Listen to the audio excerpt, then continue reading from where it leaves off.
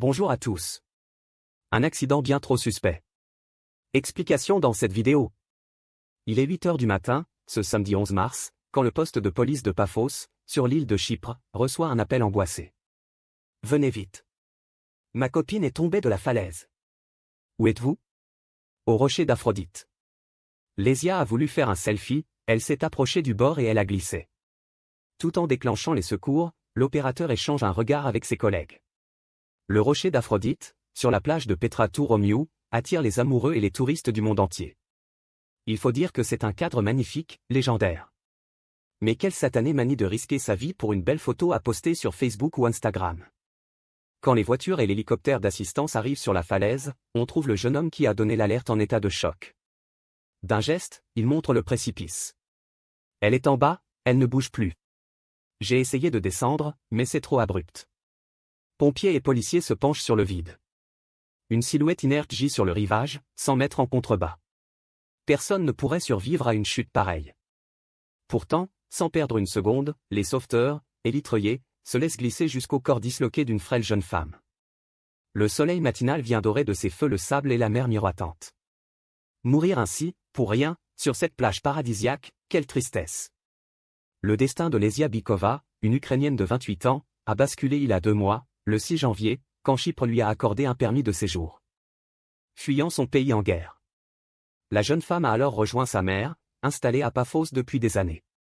Sur l'île de l'amour, comme on l'appelle, une vie nouvelle a commencé pour cette jolie brune aux yeux verts. Loin des bombes, mais loin aussi de tous ses amis.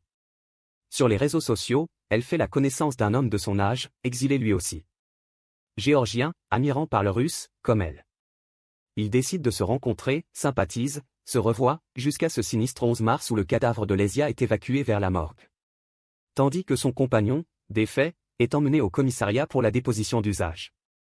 Le récit d'Amiran s'inscrit dans la longue liste des drames de ce genre. Un mélange d'imprudence et de fatalité. La nuit précédente, les 2 jeunes gens sont sortis en discothèque. À l'aube, ils ont eu envie d'aller prendre l'air sur la falaise, d'assister au lever du soleil face à la mer. En découvrant le rocher d'Aphrodite baigné par les flots, Lésia a voulu prendre le selfie du siècle. Elle s'est rapprochée du bord en tournant le dos au vide. Elle tenait son smartphone à bout de bras, elle cherchait le meilleur angle tout en reculant.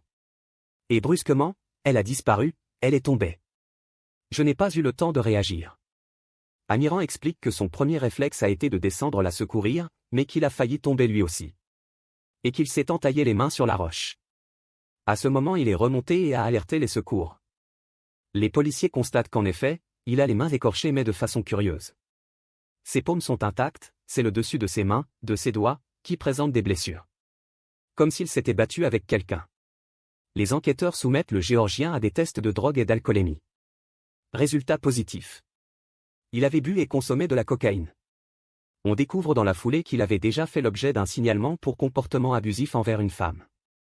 Les flics en concluent que le type ne leur dit peut-être pas toute la vérité. Le rapport d'autopsie va confirmer leurs soupçons, et au-delà. À l'Institut médico-légal de Nicosie, on relève des traces violacées sur le cou de la victime. Ainsi qu'une fracture de l'os hyoïde qui prouve à l'évidence qu'il y a eu strangulation. On constate aussi des blessures externes, des marques au visage, à la nuque, aux mains. En clair, on a frappé cette femme avec violence et elle s'est défendue. Les médecins observent encore des signes d'agression sexuelle.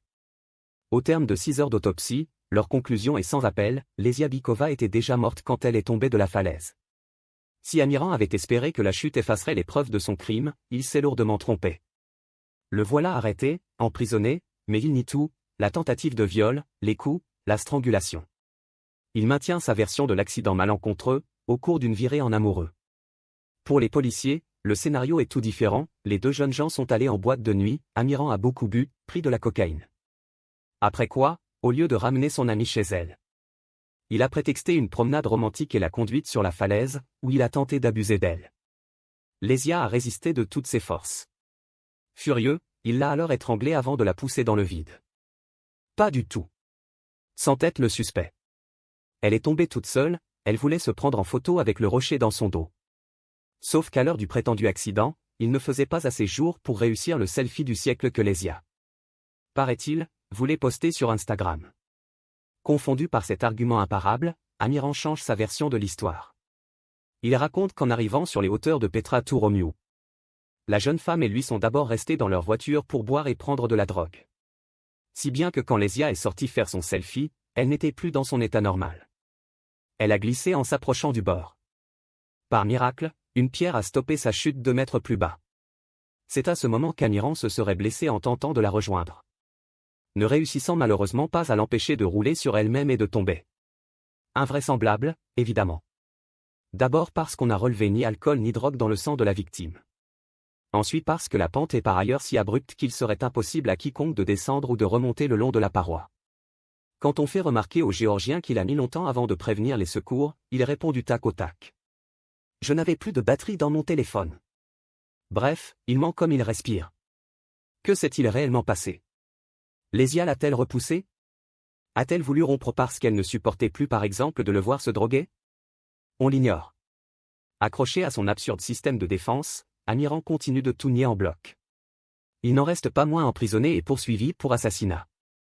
En croisant sa route, la pauvre Lesia était loin de se douter que cette rencontre lui serait fatale. Elle n'aura fui les bombes qui semaient la mort dans son pays que pour venir trouver une fin violente, tragique. 1800 km plus au sud, sur un rivage paradisiaque. Comme si l'on n'échappait pas à son destin. Merci d'avoir regardé, n'hésitez pas à partager la vidéo avec vos amis et à vous abonner à notre chaîne pour ne manquer aucune de nos futures vidéos.